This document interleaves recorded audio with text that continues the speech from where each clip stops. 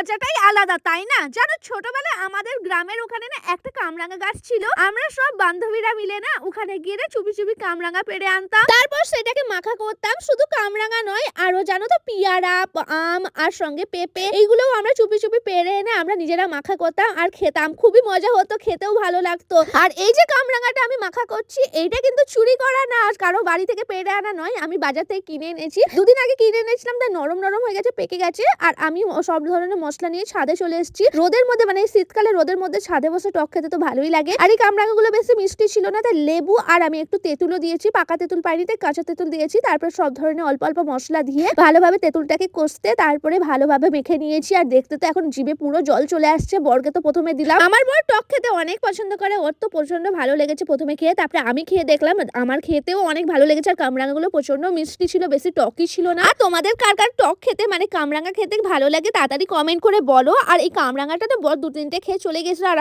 পুরো যতটা মাখা ছিল আমি নিজেই একা একা বসে খেয়েছিলাম, বসে না দাঁড়িয়ে খেয়েছিলাম।